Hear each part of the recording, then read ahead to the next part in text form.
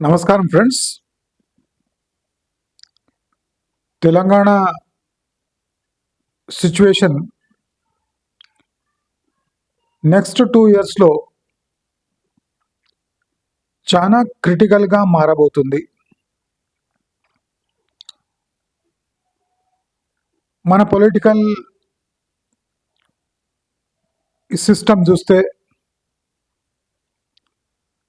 మన ఎన్నుకున్న ప్రభుత్వం చూస్తే కంప్లీట్లీ గాడి తప్పి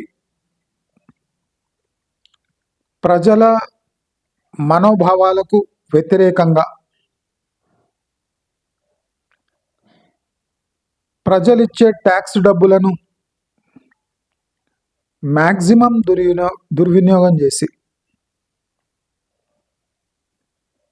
ఏ ఒక్క అసెట్ క్రియేట్ చేయకుండా నిరుద్యోగం అలాగే ఉంచి నిరుద్యోగం అనే సమస్యను అలాగే ఉంచి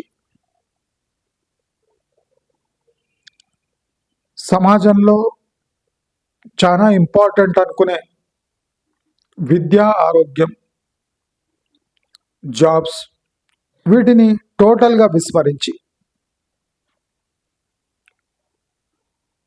ఒక ప్రభుత్వం 3 ఏళ్లుగా రేషన్ షాప్లో ఉచిత బియ్యం అంటే రూపాయి బియ్యం, మహిళలకు ఉచిత ప్రయాణం, ఒక ప్రభుత్వం ఫాస్టెస్ట్ గ్రోయింగ్ స్టేట్ని గెలిచి ఏం చేసింది అంటే 3 ఏళ్లలో సన్నబియ్యము, ఉచిత ప్రయాణం. ఇది ఒక గవర్నమెంట్ యొక్క అచీవ్మెంట్స్. నేను అనుకుంటా మన టోటల్ ఇండియన్ హిస్టరీలో అంటే సౌత్ ఇండియన్ హిస్టరీలో ఒక ప్రభుత్వం వచ్చి అంటే ఈ 2 పథకాలను పెట్టుకొని 5 ఏళ్ళు పూర్తి చేస్తుంది అనిపిస్తుంది. ఈ ప్రభుత్వాన్ని పడగొట్టే ప్రజెంట్ ఎవరికి ఇంట్రెస్ట్ లేదు, సత్తా లేదు కాదు, ఇంట్రెస్ట్ లేదు. ఎందుకంటే ఇంత ఘోరమైన పరిస్థితి ఉన్న తెలంగాణను ఎవరు నెత్తుకోవడానికి రెడీగా లేరు. ప్రాబ్లం ఏమంటే బీజేపీ తన సొంత అంటే పవర్తో ఇక్కడ ఎలక్ట్ కాదు, అటు బీఆర్ఎస్ చితకనబడ్డది, ఇటు కాంగ్రెస్ ప్రభుత్వం మళ్ళీ ఎలక్ట్ కాదు. ఇది లీడర్షిప్ క్రైసిస్ కాదు, దీన్ని పాలసీ పెరాలిసిస్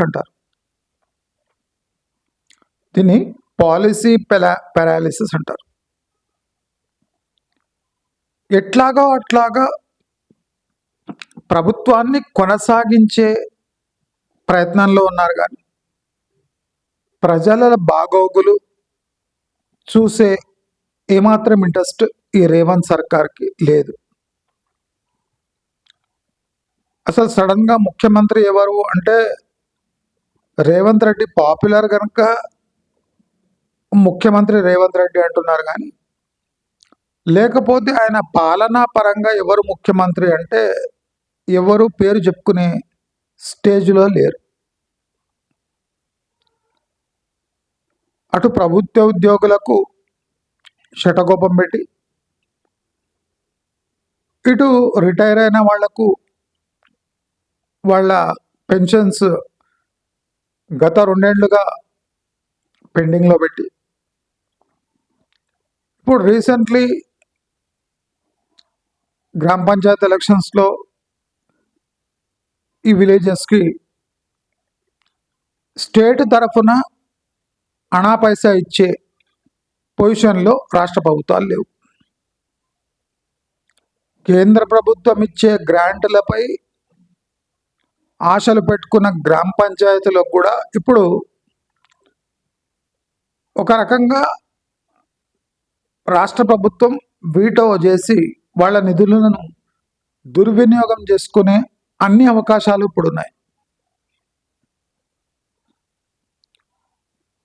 ఓటును సంపాదించి ఓటు ద్వారా వచ్చే హక్కును విపరీతంగా దుర్వినియోగం చేస్తున్న ప్రభుత్వం ఎక్కువ రోజులు కొనసాగలేదు.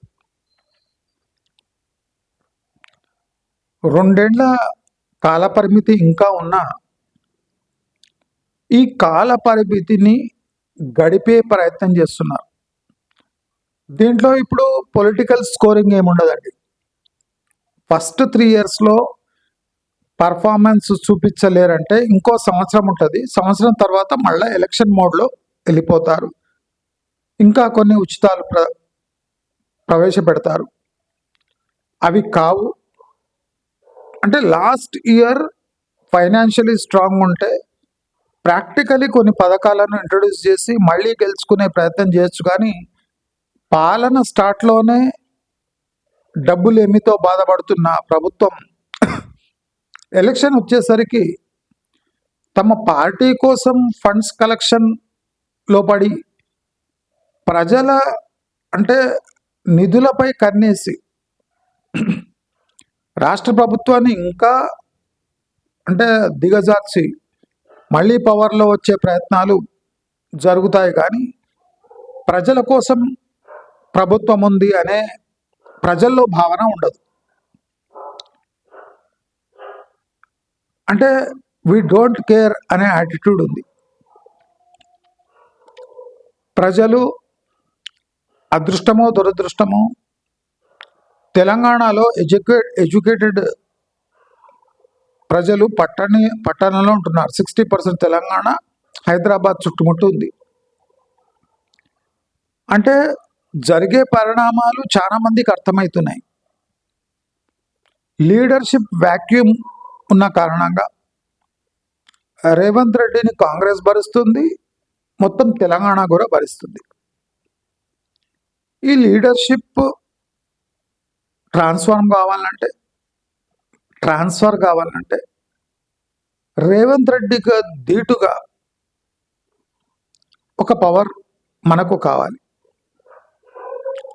బీఆర్ఎస్లో లీడర్స్ ఉన్న ఆ పార్టీ ఇప్పటికిప్పుడు లేచి ప్రభంజనాలు సృష్టించే దమ్ము ధైర్యం దానికి లేదు. దమ్ము ధైర్యమైన బీజేపీలో అంతర్గత విభేదాల వల్ల అది ఇప్పటికిప్పుడు పవర్లో వచ్చే అంటే 2 ఇయర్స్లో పవర్లో వచ్చే అంత సత్తా బీజేపీలో లేదు. అనుకోని ఘటనలు జరిగి కాంగ్రెస్ ప్రభుత్వం పడ్డాక మళ్ళీ లేవాలి అంటే కాంగ్రెస్ సహాయం లేకుండా తెలంగాణలో ఇంకో పార్టీ పవర్లోకి రాదు. ఈ ఉచిత బస్సు ప్రయాణం ఇది ఒక పెద్ద తప్పిదం, తెలిసి చేసిన తప్పిదం.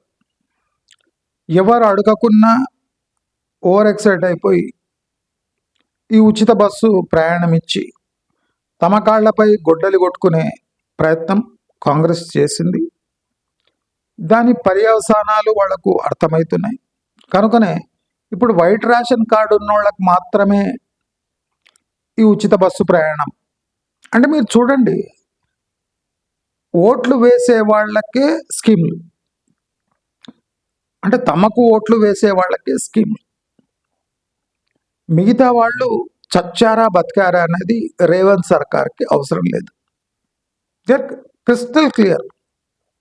People who vote for us are important. రెండో అభిప్రాయం ఉన్న మనిషి స్టేట్లో దేనికి అర్హుడు కాదు. రేవంత్ రెడ్డి ఇప్పుడు రీసెంట్లీ జరిగిన ఎలక్షన్లంతా తన పవర్ని మొత్తం ధారపోస్తే కానీ కొద్దిగా రెస్పెక్టబుల్ ఫిగర్స్ రాలేదు. గ్రామ పంచాయతీలో అంతే, మొన్న జరిగిన ఎలక్షన్స్లో కూడా అంతే, మున్సిపల్ ఎలక్షన్స్లో కూడా అంటే కన్నులొట్టబోయి బయటపడ్డారు. తమ ఫుల్ పవర్ ఉపయోగించిన అక్కడక్కడక్కడ కొన్ని గ్రీన్ షూట్స్ కనిపిస్తున్నాయి ఇంకా కాంగ్రెస్. అందుకోసమే ఈ ఉచిత బస్సు ప్రయాణం టోటలీ తీసేస్తే మంచిది. కానీ వీళ్ళు ఏం చేశారంటే ఎవరు ఓటర్స్ ఉంటారో వాళ్ళని వైట్ రేషన్ కార్డు వాళ్ళని కంట్రోల్లో పెట్టుకోవడానికి వైట్ రేషన్ కార్డు వాళ్ళకు ఉచిత బస్సు ప్రయాణం. అంటే సమాజం కూడా అట్లా చచ్చుబడి ఉంది. అంటే క్లియర్ కట్గా ఎవరు ఓటేస్తారో ఎవరు ఓటేయారో అంటే వాళ్ళకు ఓటేసే వాళ్ళకి ఈ బస్సు ప్రయాణం అని చెప్పకని చెప్పింది ప్రభుత్వం.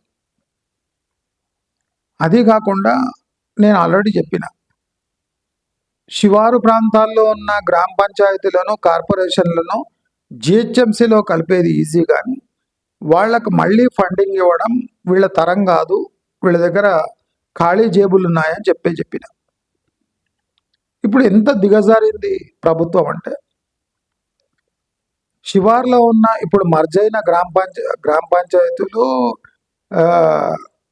వార్డులు, చిన్న మున్సిపాలిటీలు ఇవి రీసెంట్లీ మర్జ్ అయినాయో అండ్ డివైడెడ్ ఇంటూ 3 కార్పొరేషన్స్ అనేయో, వాళ్ళంతా చెత్త అమ్ముకొని దాని డబ్బులతో ఆ చిన్న కార్పొరేషన్ నడిపించాలన్నట. నిధులు లేక ప్రజలు వేసే చెత్తను అమ్ముకొని వాళ్ళ శాలరీస్ అంటే గ్రామ పంచాయత్ అన్నది ఇప్పుడు జిహెచ్ఎంసి వార్డులను వాళ్ళ ఆఫీస్ని మెయింటైన్ చేయాలి. అంటే చిన్న మున్సిపాలిటీలు ప్రజలు పడేసిన చెత్తను ఉపయోగించుకొని తమ ఆఫీసు తమ రోజువారీ పనులను శాలరీస్ని ఇచ్చుకోవాలి. 3 కార్పొరేషన్స్గా డివైడ్ చేశారు. ఇవన్నీ పాలనా సౌలభ్యం ఉండాలి అంటే దీన్ని మర్జ్ చేయడం వల్ల పాలనా సౌలభ్యం ఎట్లా వస్తుంది? నిధుల వల్ల పాలనా సౌలభ్యం వస్తుంది. పౌరులకు దొరికే ప్రతి ఒక్క ఫెసిలిటీ డబ్బులు చెల్లిస్తేనే దొరుకుతుంది. ఉచితంగా ఏది చేస్తలేదు. ట్యాక్స్ డబ్బులతో రోడ్లు, ట్యాక్స్ డబ్బులతో ఇతర నిర్మాణాలు, అదే కాకుండా చెత్త డబ్బులు వసూలు చేసి ఆ చెత్తను అమ్ముకొని దాని మీద కూడా సొమ్ము సంపాదించుకుంటూ ప్రజల ఓటు తీసుకొని ప్రజల చెత్త అమ్మి డబ్బులు సంపాదించే ఏకైక ప్రభుత్వం ఇదే అని క్లియర్గా తెలుస్తుంది. అది గత ప్రభుత్వాలు కూడా చేశాయి. కానీ ఇంత బహిరంగంగా ఒక కొత్త మున్సిపాలిటీలు చెత్త అమ్ముకొని బతకండి అని క్లియర్ కట్ ఇన్స్ట్రక్షన్స్ ఎవరు ఇవ్వలేదు. ఈ చిన్న పంచాయతీలు, చిన్న కార్పొరేషన్లు ఇవి ముందే ఊహించాయి. వాళ్ళ అరాకొర సంపాదన ప్రభుత్వం గుంజుకొని ఇప్పుడు చెత్త వ్యాన్లు తిప్పుకొని ఆ చెత్త అమ్ముకొని బతకమని చెప్పడం విడ్డూరంగా ఉంది. విడ్డూరం ఏం కాదు, అందరు ఊహించారు ఇట్లనే అవుతుంది అని. బహుశా ప్రభుత్వాలు లేటుగా డబ్బులు ఇస్తాయేమో అనుకున్నది, కానీ డైరెక్ట్గా చెత్త అమ్ముకొని బతకండి అని చెప్పిన ఏకైక ప్రభుత్వం దాని ఘనత రేవంత్ రెడ్డి సర్కార్కే దక్కుతుంది. మరి 2 స్కీమ్స్ ఇంప్లిమెంట్లో ఉన్నాయి, 4 స్కీమ్స్ పెండింగ్లో ఉన్నాయి. మరి ఆఖరి 2 సంవత్సరాల్లో మిగిలిన 4 స్కీమ్స్ ఏమైనా ఇంప్లిమెంట్ చేస్తారా? దానికి నిధులు ఎక్కడి నుంచి చేస్తారు? తెలంగాణ ప్రభుత్వం ఇన్వెస్ట్మెంట్ తేవటంలో అట్టర్ ఫ్లాప్ అయిపోయింది. ప్రస్తుతం AI ధాటికి ఉన్న సాఫ్ట్వేర్ సెక్టర్ కుదేలై విపరీతమైన అన్ఎంప్లాయ్మెంట్ జనరేట్ అయ్యి ఆ సాఫ్ట్వేర్ సెక్టర్పై డిపెండ్ అయిన రియల్ ఎస్టేట్ కుంటుపడి ఈవెన్ లేబర్ ఎంప్లాయ్మెంట్ కూడా వచ్చే అవకాశాలు సన్నగిన్నుతున్నాయి. ఇక్కడేమో ఎడ్యుకేటెడ్ వర్క్ ఫోర్స్ విపరీతంగా పెరుగుతుంది. వాళ్లకు అనుసంధానమైన సాఫ్ట్వేర్ సెక్టర్ కుప్పకూలిపోతుంది. లేబర్ మార్కెట్ దానికి లింక్ అయి ఉంది కనుక కన్స్ట్రక్షన్ లేబర్ కూడా డిమాండ్ తగ్గిపోతుంది. ఇప్పుడు ఇక్కడ ఉన్న ఇంటర్నేషనల్ ఎయిర్పోర్ట్ కూడా ట్రాఫిక్ తగ్గిపోనుంది. అంటే అవకాశాలు సన్నగిల్లుతుంటే సిటీలో పాపులేషన్ కూడా తగ్గుతుంది. అంటే గ్రామీణ ప్రాంతాలపై వలస పోయి రూరల్ ఏరియాస్లో ప్రాబ్లమ్స్ క్రియేట్ అవుతాయి. రూరల్ ఏరియాస్లో ప్రాబ్లం క్రియేట్ అయితే ప్రభుత్వానికి ఓట్లు పడవు. ఇటు సిటీలో ఇరిటేట్ చేసి అటు ఊళ్ళలో జనాలని ఇరిటేట్ చేస్తే ప్రజలు మళ్ళీ ఈ ప్రభుత్వాన్ని ఎన్నుకోరు అని, అంటే తెలిసి కూడా ఇంకా 2 ఏళ్ళు మిగిలినున్నాయి. ఈ ఓటుల సహాయంతో మనం 2 ఏళ్ళు కొనసాగి మనకేం కావాలనో, మన పార్టీకి ఏం కావాలనో అది సర్దుకొని చివరి 3-4 నెలల్లో కొన్ని కల్లిబుల్లి మాటలు చెప్పి దిగిపోతే అయిపోతుంది అని తెలుసుకొని ఆ పంథాలోనే సర్కార్ నడుస్తున్నట్టు మనకు క్లియర్గా అర్థమవుతుంది. ఎందుకంటే ప్రజలకు పరోక్షంగా ఏమన్నా తెలిసినా సిగ్గుపడాలి, కానీ ప్రత్యక్షంగా ఓటేసిన వాడు చీకొడుతుంటే ఇంకా 2 ఏళ్ళు కొనసాగుదాము అనుకునే దుర్మార్గపు ఆలోచన వీళ్ళలో వచ్చింది. 2 years వరకు no development, loss of employment, horrible education system. మున్సిపాలిటీలు ఫెయిల్ అవుతాయి, గ్రామ పంచాయతీల్లో తిరుగుబాటు వస్తుంది. అంటే రాబోయే ఎలక్షన్ వరకు అంటే కాంగ్రెస్ అసలు ఊళ్ళో కానీ సిటీలో కానీ మనుగడ సాగించలేని పొజిషన్కి తప్పకుండా వస్తుంది. కనుక ఎవరైనా తెలంగాణలో హైదరాబాద్లో ఇన్వెస్ట్ చేసేవాళ్ళు ఈ సిచ్యువేషన్ని ప్రాక్టికల్గా కన్సిడర్ చేయండి. ప్రభుత్వము ఇంకో 2 ఏళ్ళు జీరో డెవలప్మెంట్తో, నెగటివ్ డెవలప్మెంట్తో కొనసాగుతుంది. కనుక హైదరాబాద్లో ఇన్వెస్ట్ చేయటం ఒక నెగటివ్ రిటర్న్స్ ఇచ్చే 100% ఛాన్సెస్ ఉన్నాయి. కనుక అందరూ అప్రమత్తంగా ఉండాలి. పొలిటికల్ సిస్టమ్ మొత్తం కొలాప్స్ అయిపోయింది. అంటే ఆటో పైలట్ మోడ్లో ఇప్పుడు ప్రభుత్వాలు నడుస్తున్నాయి. మన బీఆర్ఎస్ ఉన్నప్పుడు ఆటో పైలట్ మోడ్లో హైదరాబాద్ నడుస్తుంది కాదు, ఇప్పుడు ఆటో పైలట్ మోడ్లో ప్రభుత్వాలు నడుస్తున్నాయి. కనుక ఆ ఆటో పైలట్ మోడ్ ఎప్పుడు ఆ ఆటో పోతుందో, ఆ పైలట్ ఏం మిగులుతాడో, లేదా పైలట్ పోయి ఆటో మిగులుతుందో మనకు తెలియదు. కానీ ఆటో పైలట్ అంటే ఆ ఆటో పైలట్ కాదు, ఈ ఆటో అదొక డ్రైవర్ మిగులుతాడో ఆటో మిగులుతుందో తెలియదు. అలాంటి దౌర్భాగ్యమైన స్థితిలో తెలంగాణను వదిలిపెట్టి వీళ్ళు తప్పకుండా శటకోపం పెట్టి పోయే ఫుల్ ప్లాన్లో ఉన్నారు. కాబట్టి అందరూ అప్రమత్తంగా ఉండి తమ ఓటు హక్కును ప్రాపర్గా వినియోగించుకొని, ఇప్పుడు ఓటు హక్కును ఎవరి వైపు వేయాలన్నా అంతా అసమర్థులే.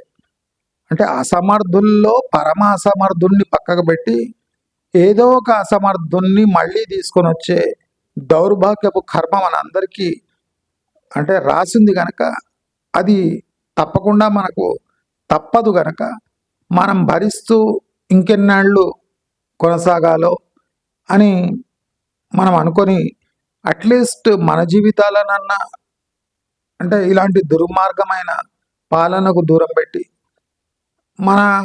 మన అవసరాలు మనమే తీర్చుకొని, మన అవసరాలు మనమే చూసుకొని, ఇతరులకు కూడా అయినంత సహాయం చేసి, అంటే ప్రభుత్వం తరఫున ఏమీ ఆశించకుండా మన కాళ్లపై మనం నిలబడి ఈ రాష్ట్రాన్ని ఏదో రకంగా స్టేబుల్గా ఉంచే పని మనమే చేయాల్సి వస్తుంది అని నా అభిప్రాయం.